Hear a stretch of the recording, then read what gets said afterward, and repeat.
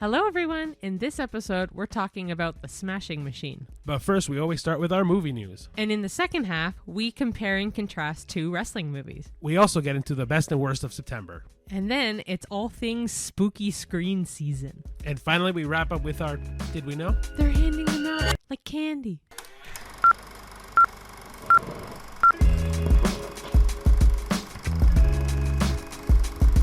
Hey, everybody. Hi. And welcome to another episode of The A-List Admission. Yeah, hello. This one is episode 40. Oh, sweet. Yeah, Okay. so- With or without the lost episode? With the lost episode Okay. included is episode 40. Okay. Speaking of, though, I'll update us on that. That's a good slide in, actually. Yeah. So I am kind of at the point now where I might just say we've lost all the episodes up until this point. I think I have from 29 onwards. I could be wrong, somewhere in that range, because I think 28's the one we're missing. I could be wrong. It could be 29. I can't remember. But what I'm going to do is I still have the raw footage. So I think I'm just going to try to edit the rest of it. It was only like 20 minutes left, I think, that I didn't edit. I'm going to try to edit it, see if I can make it work, get all the saved stuff that I needed from it. And then hope for the best there. Yeah. But Not much you can do. I'm going to try to see if I'm going to hold on to the hard drive anyway and see if I can recover it one day. But for right now, just to get this moving forward, I'm going to edit it. I don't know when. I'll have to see when I have the most free time. But yeah, we'll figure it out. For sure.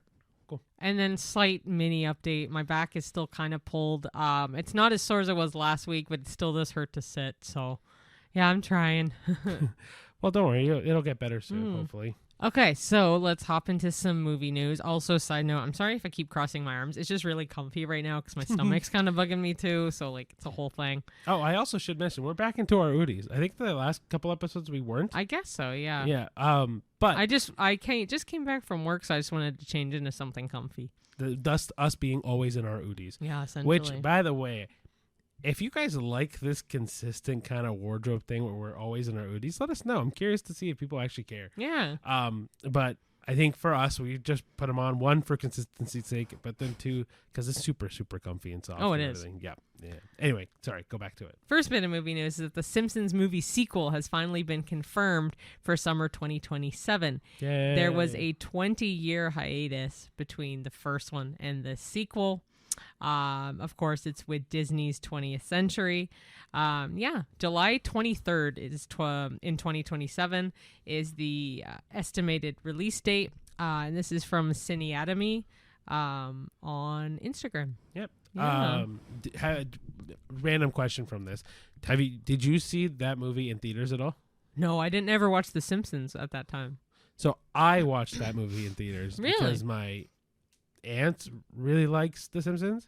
And so I remember going in theater, watching it, and at the time, well, I still really love Green Day, but Green Day is in the beginning of that movie Oh. as one of the bands that sings the Oh, theme that's song. funny. And so I got super excited and super into it after I saw Oh, that. that's cute. Yeah. Okay, so for the second movie news, we have an AI actress called Tilly Norwood. You've probably seen it on TikTok or Instagram or wherever, but it is a AI actress that a European company created.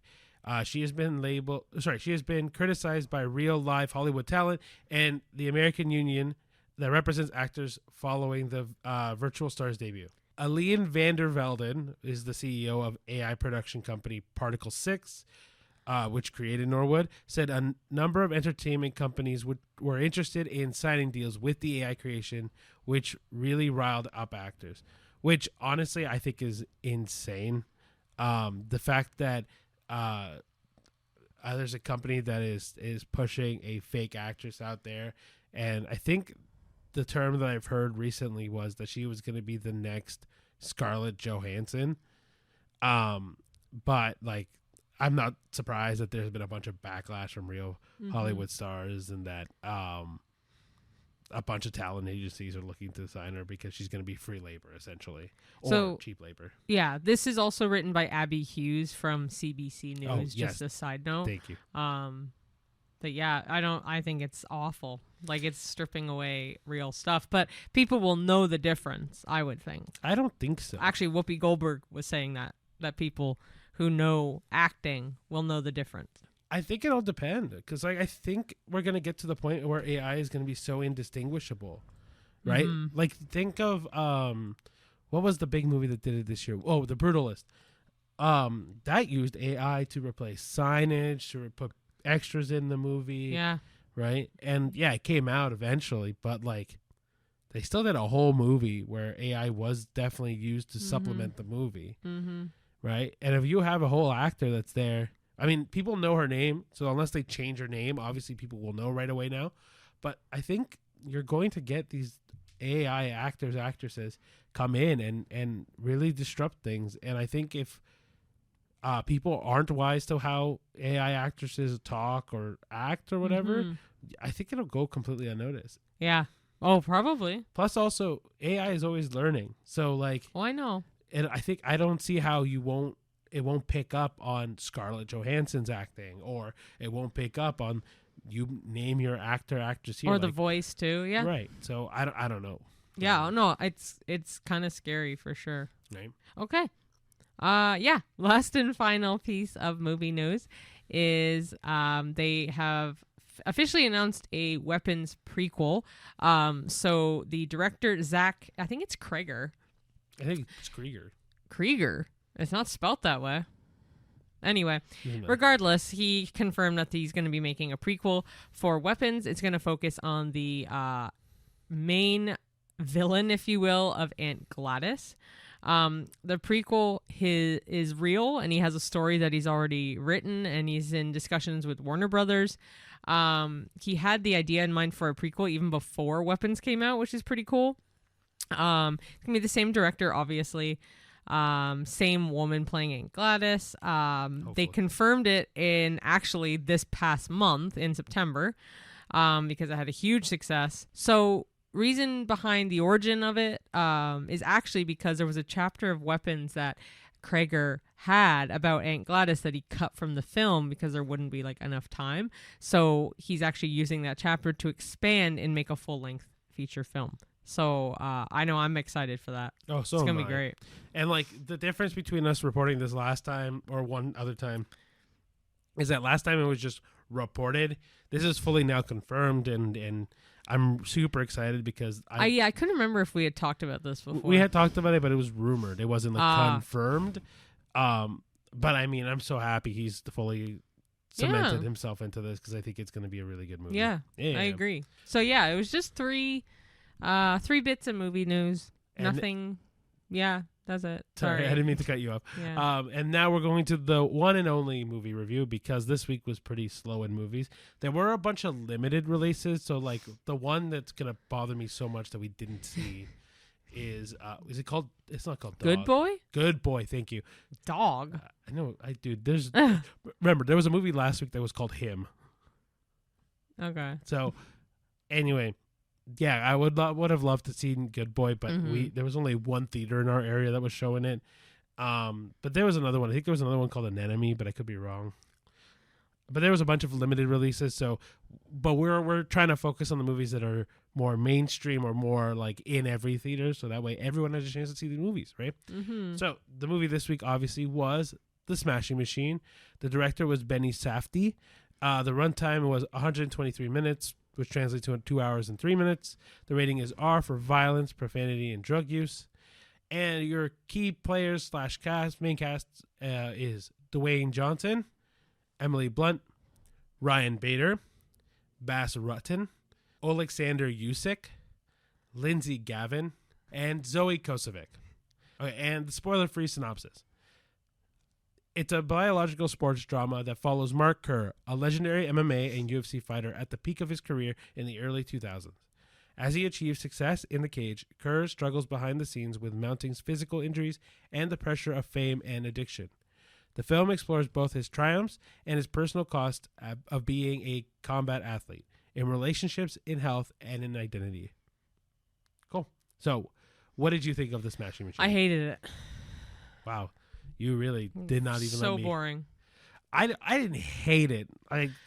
Okay, I didn't Dwayne think it was that Johnson, good. they're saying it's his like career best. His career doesn't have good movies. He was like the Tooth Fairy and Jumanji and Jungle Cruise. Like it's not, you know what I mean? That's really bringing it down. Like, I like The Rock. Don't get me wrong. I don't think he's the best actor ever. no, I agree with you. I don't think Yeah, he's a but good I do think actor. he did a good job. But I don't really have much to compare it to because I'm not a huge fan of wrestling. Can't be bothered. I think it's stupid. Which to each their own. People are obsessed with WrestleMania and whatever. I just don't like it. But the acting all around was really good, even from Ryan Bader, who's not an actor. So like that was good. Right. Okay. So I'm more of a wrestling, not a fanatic. I'm like a casual fan right now, but I was a much deeper fan when I was in elementary school and middle school. Even to that extent, this movie doesn't excite me. This movie is very boring. It doesn't, like, even the fighting scenes, which I like, if I compare them to even like Rocky, for example, the fight scene was so raw and real, and it seemed so much more energetic. This doesn't have that. Like, No. and I get that it's not the focus of the movie. His focus is not necessarily the fighting. It's the man, right? And I get that. I fully understand that. It's just there's a lot of fights in this movie that could have been beefed up to build suspense, right? It just falls flat. Like I expected.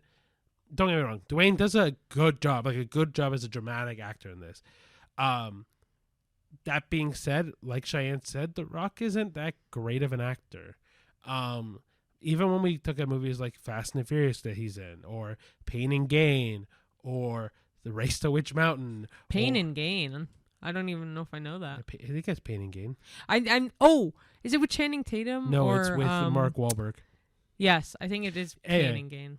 He's done a bunch of movies. It's just he doesn't convey. Like, if we even talk, like, the thing is comedy movies, he's fine at comedy movies because it's just a comedy movie, and he can play funny very well. But as a serious dramatic actor, I'll admit, this is his best one, but there's not a lot to choose from. No, and then also, the prosthetics are good for the first half. It's when he shaves his head in this movie, just The Rock. Like, it's not physically Mark Kerr. The only thing that also makes him look a little bit more like Mark Kerr than The Rock is that near the end he shaves his eyebrows. Okay. The point of this, I get that this movie, like, don't get me wrong, I'm not trying to downplay Mark Kerr by any means. I think his story was really interesting and cool. It's just the movie doesn't do, I think, a good enough job to make his story more interesting. Yeah. That's the essence of it. But all the acting was great. Like Cheyenne said, Ryan Bader did a great job at his role as Mark. What's Coleman. his name? Thank you. And then I really liked Emily Blunt in this movie. I think everyone did their job very admirably. I just think this movie could have been more exciting, and it just wasn't. Mm-hmm. That's all I really have to say about it. Yeah. I have not much to say, unfortunately. It was just okay. It felt way too long in parts too. At one point, it felt like the movie was finishing, and it wasn't even 50 minutes in. So, yeah, this one, like, the difference between, for example, even like One Battle After Another, where we were like, oh, this movie feels long, but it feels purposeful and it feels fun, well paced, and exactly, well paced is exactly it. This movie doesn't feel well paced at all because it felt like there was multiple story ends. I agree. Yeah, 100%. Like, I'm not gonna spoil it, but like, it really does feel like this movie tries to finish an end, and then start another story and finish an end, and then start another story and finish an end. And it just doesn't feel like it was well written or well paced out. Was literally the best thing I could say. Yeah. Anyway. My rating for this is a 3 out of 10. Mine's a 2. Yeah. Yeah, they're very comparable. Yeah, like it's not. I wouldn't recommend seeing it, especially with all the other, like a bunch of other movies that are coming out. I wouldn't say to see this one. This one's definitely a miss. Like, I can see that The Rock might get, Dwayne Johnson might get like some Academy nominations. Like, I know. That was circling around. Yeah, but people have to watch the movies to vote. Well, but that's a whole other issue. I think for me is it's just he's not. I don't think this story was good enough to really entice audiences. So yeah, it is only a one and done movie week, unfortunately. Next week will be popping. Yeah, I think we have or 2 like 3 movies. the coming couple months, I think will be popping. October has some good movies coming up. Yeah, I mean September did too, which we'll talk about in our second half a little bit later. But our first part of the second half, actually, I wrote up some notes comparing and contrasting the Smashing Machine against another fairly, or I should say decently well-known wrestling movie, but to a very different degree, and that is Nacho Libre, which I am a massive fan of. Nacho Libre, one of my tattoos, again, Nacho Libre. It's so funny, and like I said, I'm not a huge sports movie fan, but comedy taken to a certain degree I do like. I mean, like, I'm not a huge fan of Dodgeball, but and a couple other comedy sports movies. Maybe it's just Nacho Libre I like because it's Jack Black. So I will say we could have chosen a lot of other wrestling / like fighting movies for this. The reason why we picked Nacho Libre, I would say, is because one, Cheyenne has seen it. Cheyenne, you haven't seen Rocky, right? You said no, I haven't seen Rocky, but that's also not why I picked it. But also because we really enjoy Nacho Libre. But it's also the closest to compare because they're both, one is loosely based on a true story, one is based on a true story. Yeah, but I feel and they're wrestling movies that are both true stories to a degree. The thing is though is that this is so different in genre. Yeah. Rocky probably would have been closer for genre's sake. Yeah.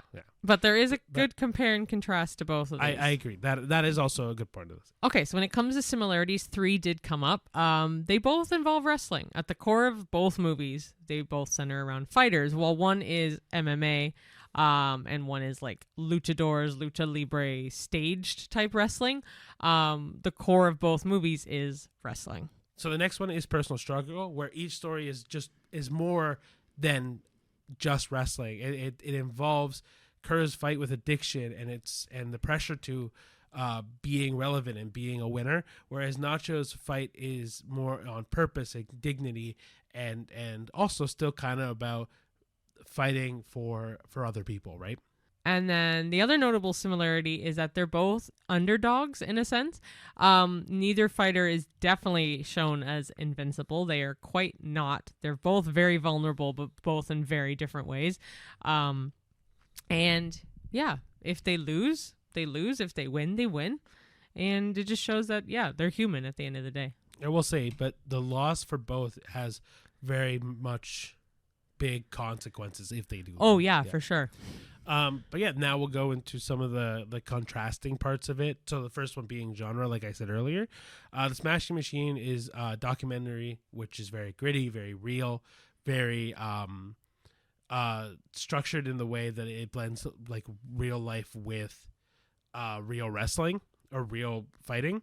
And Nacho Libre is more comedic, goofy, and very much exaggerated. A lot of scenes are obviously more on the side of, ooh, let's do this really outlandish thing to make you laugh. Mind you, I know Lucha Libre is very real in the sense that it's in the real world, but obviously also that is even more staged, so it's a little bit more on the comedic side, right? And then the tone is obviously very, very different. Smashing Machine is like painful, it's dark, it's a raw look more at wrestling, whereas Nacho Libre is very uplifting, it's light, it's funny, it's absurd, it's very comedic. Yep. Another contrasting part is that the fighter's motivation is very different, right?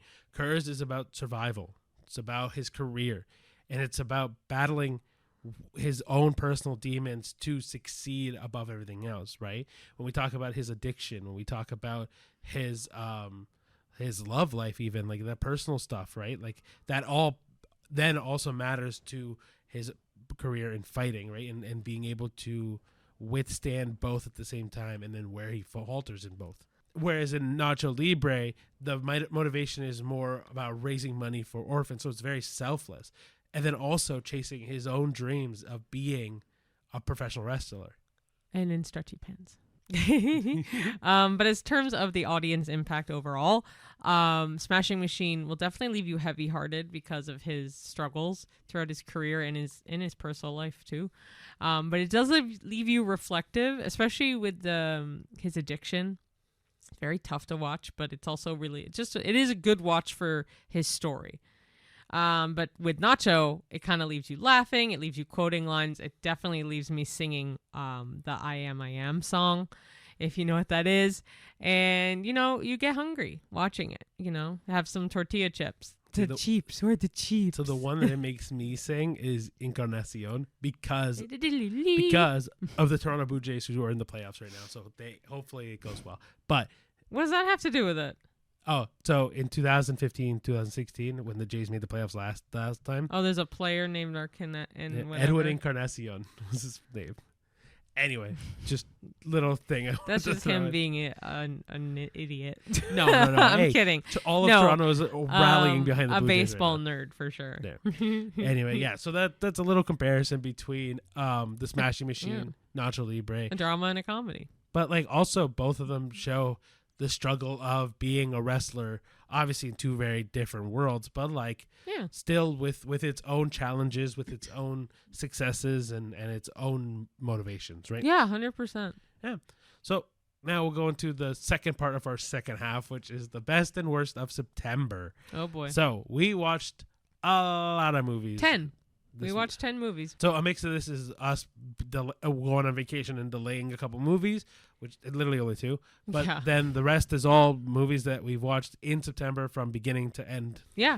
So from the first to the beginning to the end of September, we have The Toxic Avenger unrated, The Roses, The Conjuring Last Rites, The Long Walk, Spinal Tap 2, The End Continues, Him, A Big Bold Beautiful Journey, The Strangers Chapter 2, Gabby's Dollhouse the movie, and finally One Battle After Another.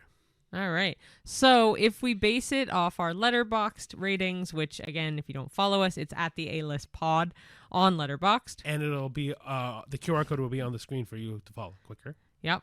It's really fun actually to even do it yourself, to keep a diary of what you've seen. Yeah. If we go off of this, the one we loved the most is very obvious, which I concur. The Long Walk. The Long Walk. And then the worst on this same list is a tie between The Toxic Avenger unrated and The Strangers Chapter 2. So, the real rating that we're going to go with right now, right here, is the best of September is The Long Walk. For you, yes. What? You're going to change it? I don't know. It's a tie. Really? It's a hard, 3-way tie for me, but... what? I would have said it's a tie between The Long Walk, A Big Bold Beautiful Journey, and One Battle After Another. If I have to pick one, I did say in my top 3 this year is The Long Walk, so I'm going to stick with The Long Walk. But do you feel like it deserves to be there? Yeah. Okay, so for me, it's no question. I think The Long Walk is one that I literally recommended it today to someone else. It's a brilliant movie, and yeah, it is going to be in my top favorites for a reason. So yeah. Don't get me wrong, the 2 that Cheyenne mentioned are also really fucking good. And to nitpick one of the ones, or the ones that Cheyenne had mentioned, A Big Bold Beautiful Journey is exactly what it says. It's a beautiful, beautiful movie. That you get to learn so much about yourself, about other people, get to kind of live both lives very, very well.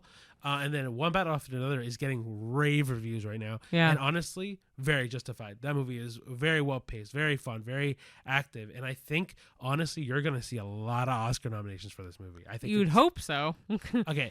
If everything goes what I think is going to end up happening, I think you're going to get a lot of nominations for this movie. It's so, so well done. But I truly do think The Long Walk is, one, so surprising. You don't expect how it's going to go. And 2, I think the stories that get told in that movie are so, so good. And you get so, so attached to all the characters. Yeah, 100%. Yeah. So now the worst is between on here, The Strangers Chapter 2 and The Toxic Avenger unrated. I'm going to stick with The Strangers Chapter 2 as my least favorite. Because Toxic Avenger, yeah, it wasn't great, but I enjoyed it more than I did The Strangers. I think I'm going to agree with you. Because to me, The Strangers was a filler movie. And it was The Toxic Avenger. We were laughing in parts. Yeah. Like, it was funny. And the thing with The Strangers was it wasn't scary. I wasn't invested in any of the characters. I think I completely agree with you. The Strangers Chapter 2 was the worst of September by far because it was a filler. Like, yeah. you do not need a Chapter 2 from Chapter 1 and 3. And we haven't even seen Chapter 3 yet. It's not even been announced yet. Yeah. But I feel like this movie is gonna be such a toss away. Yeah. Probably. Yeah. Anyway, we'll go into the second to last part of our second half, which is our spooky screen season because it's October. Yeah, so what we're going to do is for the month of October, in our second half, we're going to showcase one or two Halloween / spooky / fall themed movies That we watched. that are older, not older, but like not new releases that we've watched. So spoilers ahead if you haven't seen them. But also it's been a while for some of these movies, so yeah, they have been out for years now. And yeah, this week we did watch two. The first one we watched was for the first time was Trick or Treat, which came out in 2007. Yeah, so quick thing. Yeah, me and Cheyenne had never seen Trick or Treat at all. And I don't know why we haven't seen it. But the second movie is The Addams Family, the one from 2019. So it's the animated one. Mm-hmm. But yeah, let's get into the first movie. So the first one, like we mentioned, was Trick or Treat from 2007. The director is Michael Dougherty. The runtime is 82 minutes. And it is a rating of R because it has horror violence, some sexuality and nudity, and of course some language. The main cast in it was Anna Paquin, Brian Cox, Dylan Baker, Rochelle Aites, Leslie Bibb, Quinn Lord, Lauren Lee Smith, Monica Delane, Tamo Pennicott, and Sam Todd. So this is a spoiler-free synopsis, but we may bring up a spoiler when we talk about it. But set on Halloween night in the town of Warren Valley, Trick or Treat weaves together multiple eerie tales that all revolve around the holidays, traditions, and taboos. A mysterious trick-or-treater named Sam appears throughout, ensuring that rules of the night are respected, for those who break them may face grim consequences.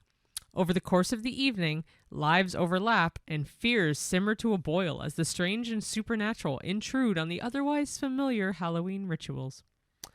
What do you think of this movie? So Trick or Treat, this movie is weird. I'm not a big fan of this movie. I think it's I don't know. There are better Halloween horror movies for me than this. Oh yeah, it definitely wasn't my favorite, but it reminded me of Trilogy of Terror, which, if you remember our fan flicks, which we'll be bringing back. We gotta bring back. We will be bringing it back. We saw Trilogy of Terror, and it gave me the same vibe, how it just was different tales in one movie. But this one interweaved them all. Yeah, the other one didn't. I know. Yeah. I don't know. I don't think. The more I think about this movie now, I think when I watched it, I was a little bit like I enjoyed it a bit more. But It's weird. when I go back to it now, this movie kind of sucked. I will say the weirdest part was the one with the, again, spoilers. I've said it like 5 times. I'm saying it again, spoilers. That the witch's coven thing. You mean the werewolves? Let me finish. I was going to say with the witches, I call them a witch's coven. It's just like a group of women, sure. They turn into werewolves, and I thought they were actually going to be vampires. So that was kind of weird for me. But I don't think they were ever covens. Like, I don't think it was ever a witch's coven. I think it was just all werewolves that just turned into werewolves at the time. Yeah, I know. I just called it a witch's coven. I know it's not a witch's coven. Yeah, like they're werewolves. That was super weird. I don't think that was needed literally at all. But they were nude for so much of it too. Again, for no reason at all. For audience. For the obvious people that wanted to just see boobs. Yeah. Yeah. Pretty much, like, literally boobs. Like, yeah. And the thing that bothered me most about this was Sam, actually. Because, sure, he appears throughout the movie, but there's not really a strong enough tie for him in the movie. Oh, yeah. That's a great point. You know what I mean? I have no idea why he even showed up. No, it's just to have a figurehead, I think. Was it kind of just because it was Halloween? Oh, Sam's going to pop up? Maybe. Also, him turning into a fucking Pumpkin head? jack-o'-lantern, like, monster thing. Yeah, pumpkin head. What a weird. Yeah, that's what I mean. Like, it kind of was like some This weird movie- fever dream. Okay, so now I've definitely formulated this movie sucked. Yeah. Because the more I think about this movie, and like I said earlier, this movie sucks. Out of 10, it's probably a 2. Yeah, this is probably the worst Halloween movie I think I've ever seen. No, it's definitely not the worst All right, one. what, that I've seen, I think this is the worst one I've ever seen. Because I can't think of one worse right now. I might correct that later. Maybe next week's episode when we talk about other Halloween Probably movies. Hubie Halloween. No, I but- fucking loved Hubie. Well, Halloween. Hubie Halloween is cute. I will give you that. But it's also different because it's a comedy. The Witch, I think, is stupid. I thought it sucked. But is that a Halloween movie? It's an eerie, creepy movie that you can watch for Halloween. But are we counting that all... I said any Horror. fall-themed movie or like dark, spooky vibes, which it gives spooky vibes. Fine. I don't know. This movie sucked.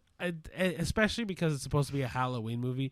One, I expected it to be scary. It really wasn't. I was also expecting Sam to be such a prominent Yeah. thing because every time you go to... Spirit Halloween. He's there. And it's And like, it's I thought actually that was their action figure thing for the longest for a time. long time, and then I was like, oh, it's from a movie. Oh, it's called Trick or Treat. Oh, that's the movie. We should watch the Spirit Halloween movie, by the way. Just saying. Oh my gosh, that might be worse. Oh, you know what would be worse is the movie that we walked out on this year, But I don't think that... the Hell House one. But I'm not even counting that because it didn't seem like a real movie. It was a bad movie. I know, but I don't know if that was a real movie. It Was it a real movie? It doesn't feel like it. Anyway, the point is that for a movie that's established as a proper horror movie, this sucked. It did. It really did suck. It I was think not. 2 is even more generous. Um, All right, so then let's... there's little bits that I was like, okay.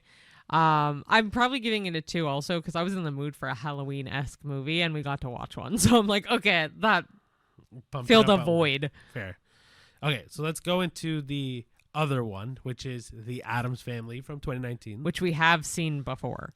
And it's animated. It's not Addams Family of live action, and that spawned like multiple movies after that with different people. But so the director is Greg Tiernan and Conrad Vernon. The runtime is 86 minutes. The rating is PG for macabre and suggestive humor and some action. The main cast, which is also, by the way, a star-studded cast. It really is. Like, these were just the main cast. All of them are A-listers. Amazing. There's even some that are not on here that are also just as good, but we'll get to it. So the main cast is Oscar Isaac, Charlize Theron. I know. I hate is that. I Theron. know it's.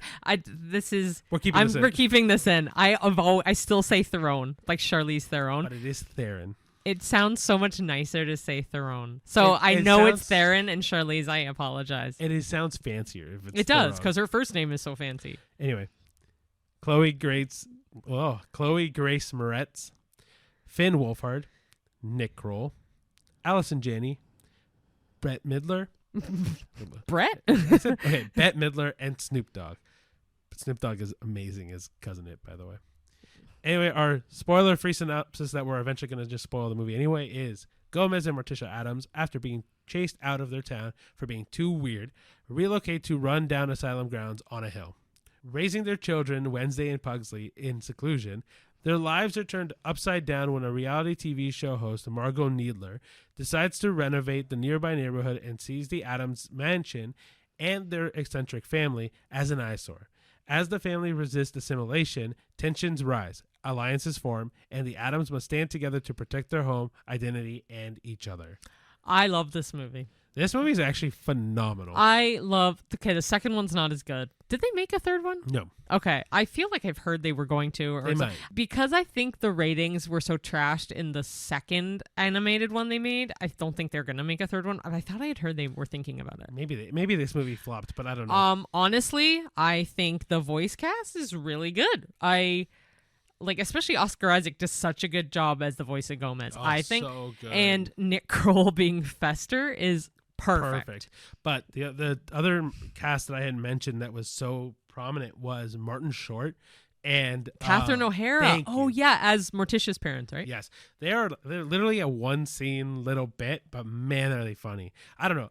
This cast is outstanding to me. But it's kind of a lot of people either hate or love the Addams Family. I'm absolutely obsessed with the Addams Family and the Munsters. Shout out to them because it never hit the ground as much as the Addams Family because it's basically the same thing. except it's Frankenstein.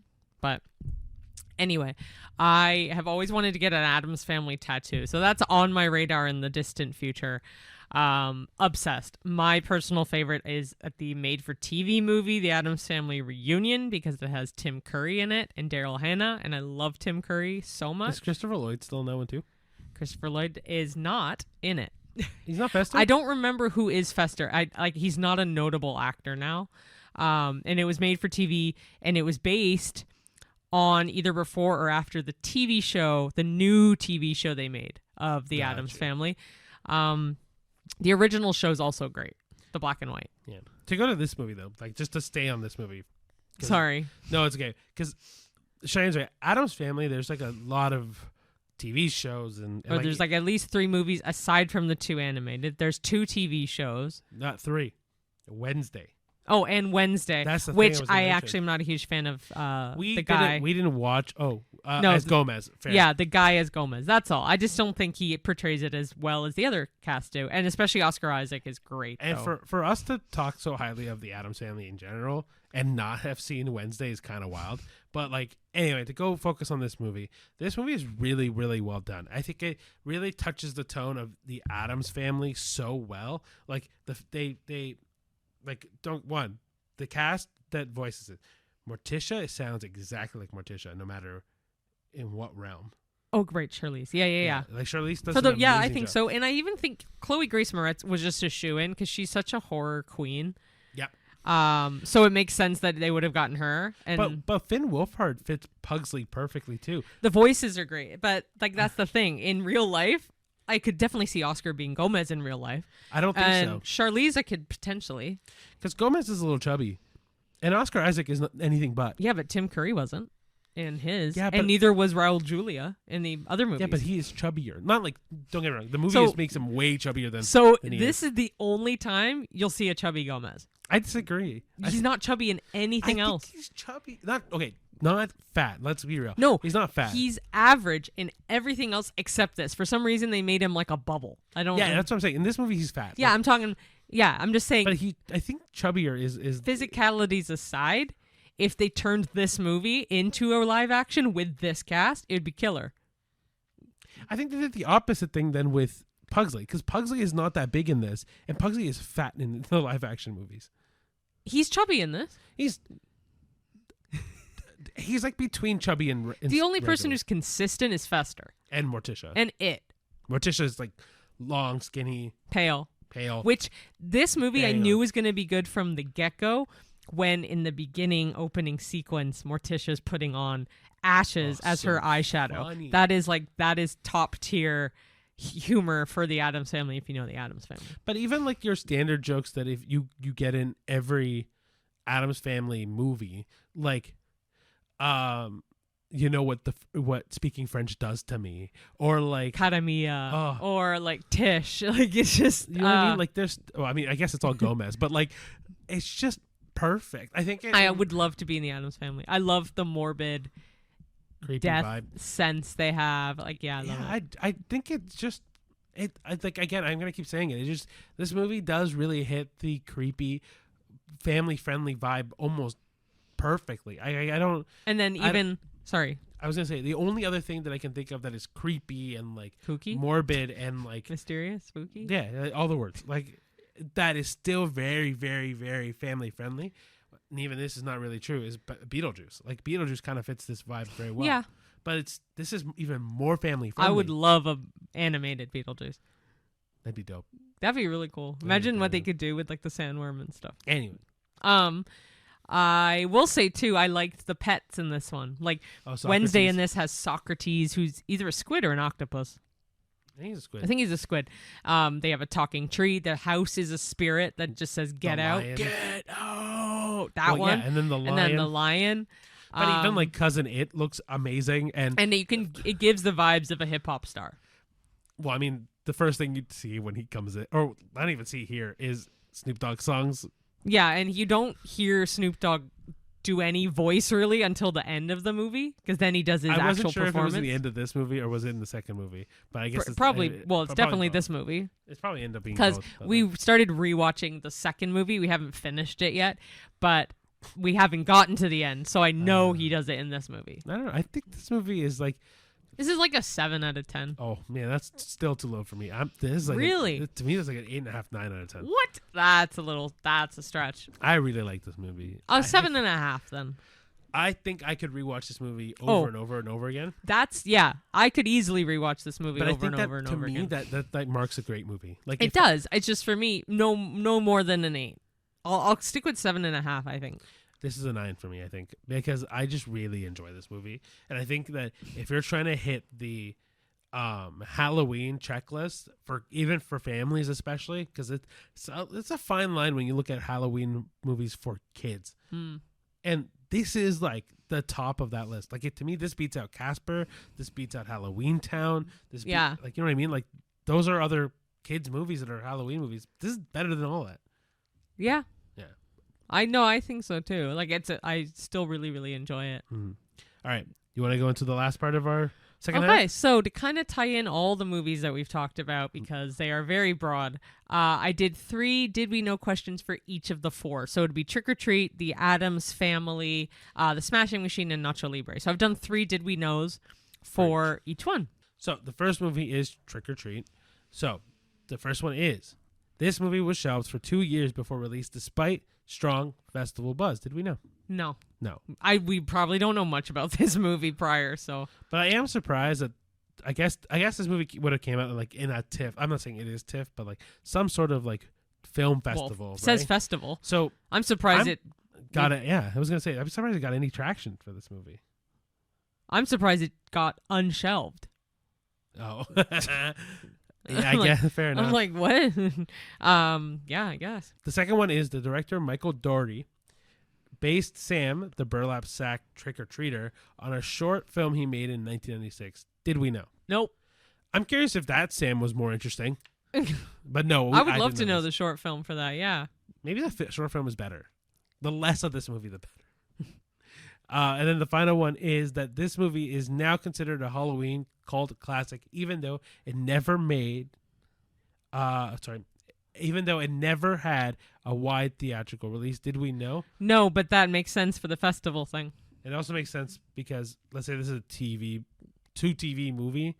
This doesn't scream like a Halloween film to me. It's based in Halloween. What do you mean? No. I mean like a proper theatrical released big screen movie. Oh, that's maybe what I meant to say. Yeah. So it makes sense to me that this is a direct-to-TV kind of movie. Yeah, for sure.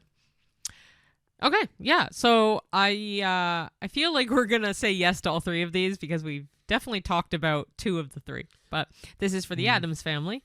That first one will be Oscar Isaac voiced Gomez Addams, even though fans once campaigned for him to play the live-action version. Did we know? I did not know that he was campaigned Okay, to be actually, I didn't either. I didn't read the whole question at first. That's why. No, I didn't know, but this is why. I'm like, I wish he'd have been it too, but I'm so glad he voiced it at least. Do you think now that the animated one is done, if it's done, they'll do a live action one and put him as Gomez? Do you think it's done? I think it's done because they're doing Wednesday. So if it's going to be rebooted entirely, maybe. Right. That's so sad. I know. Anyway. Next one. The animation style was inspired by Charles Addams' original New Yorker cartoons from the 1930s. Did we know? No, but I have seen those original cartoons, and I love the look of them. So that's pretty cool. Yeah, I think that it makes sense, right? Like, I think it had to be inspired from something. So I think it's really cool. And the last one, it was so successful worldwide that it spawned a 2021 sequel. Did we know? Yes, because we're watching it right now. Yes. Well, we've seen it multiple times. We have seen it multiple times, but we are watching it right now. Yeah. So that's for the Addams Family. Yeah, and then the third movie being The Smashing Machine. So the first fact is Mark Kerr, the documentary subject, was once nicknamed the Smashing Machine because of his brutal early dominance in MMA. Did we know? No. Why didn't the movie include this? Yeah, the movie doesn't mention this at all. Well, I actually kind of wondered that in the movie because the movie doesn't mention it at all. I just assumed because he was just beating up people. I just figured it was another nickname for a wrestler in general. Movie. What the fuck? I know. The second one is Dwayne Johnson underwent major physical changes. He wore a wig. gained 30 pounds of mass, and used about 22 prosthetic pieces to better resemble Kurt. Did we know? No. So I knew some of it, obviously. Well, because obviously you he can gained tell. weight, but I didn't know it was 30 pounds. Like, Yeah, that's wild. yeah, that's what I'm saying. Yeah, it is. I didn't know the entirety of it, but obviously, based watching the movie, you can tell that there's some parts that are fake. But yeah, that's really cool. I didn't realize it was that much to fully transform him. The third one is that this film was in competition at the 82nd Venice International Film Festival, and Benny Safdie won the Silver Lion Award there. Did we know? No, I don't even know what the Silver Lion is. Neither do I. It must be the award at the Venice Film Festival. Maybe it was like best writer, best director in that regard. Something along those lines, I think. Yeah. Yeah, but no, I did not know that. That's cool. Yeah. All right, you want to do the last one? Yeah. Last and final is for Nacho Libre, which is in 2006, if you were curious. First one is that Jack Black trained with real luchadors to prepare for the role. Did we know? No. So, yes, I'm just going to let you know, I read ahead just now of all 3 facts, and I do know all 3 facts. So there was like a little behind the scenes thing that we had watched before. Well, I've seen this movie probably 50 times before I met you. I've seen this movie like 4. Yeah. That's really cool. I think it makes sense that he studies them and like really embodies it. I think that's awesome. I think he does a really good job at it though. Next, it was directed by Jared Hess, who is the same filmmaker behind Napoleon Dynamite. Did we know? Yes, this one I did Yes, know. but is it because I told you?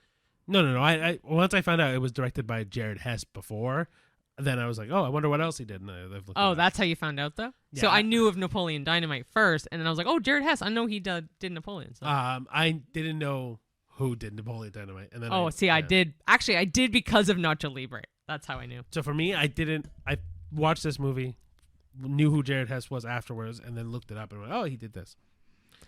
Last and final is the film's story was loosely inspired by the true tale of a Mexican priest who secretly wrestled to support his orphanage. Did we know? Yes, because Cheyenne told me yesterday. a couple days ago. I thought it was yesterday. I don't remember. Pretty sure it was yesterday. It definitely was. But yeah, he was a priest by day, and he actually was a wrestler at night to help get money for his orphanage. That's phenomenal. I think that's so cool. He was a lucha libre. So guys, thank you so much for watching. If you want to follow along, keep up with us, follow us on our Letterboxd, our Facebook, our Twitter, our Instagram, our TikTok, YouTube. If you want to watch the podcast or listen to the podcast, you can follow us at Spotify, Apple Podcasts, iHeartRadio, wherever you get your podcasts, including YouTube. And then if you want to watch the video, obviously that's on Spotify or YouTube. All of our shorts, reels, TikToks, yada, yada, yada, is all on TikTok, Instagram, and YouTube. One day, maybe the other ones. If you didn't like our opinions, well, too bad. These are our opinions. If you want to let us know what your opinions are, please feel free. Let us know in the comments. Let us know in a rating. If you want to rate us 5 stars, that'd be great. But if you don't, let us know why you rated us, what you rated us. Please tell everyone about us, about the show, to friends, family, enemies, coworkers, pets, relatives, pets. Well, not pets, because pets can't do enemies. much to help us. Pet-emies? Sure. Yeah. Yeah, I think so. Or your boss. Tell your boss. Tell your coworkers. But guys, yeah, just like word of mouth, man. It helps us so much. We're trying to grow every year, every day, every minute. And thank you so much for spending the time. Yeah. If you got even this far, all right, thank you so much for sticking around. If you have gone this far, leave a comment that says nacho. Why not? Add as many O's as you want. Or add an emoji that resembles salsa and nachos and stuff. Yep. Why not? Anyway, guys, thank you so much for watching, and we'll see you at the movies. See you there. Bye. Bye.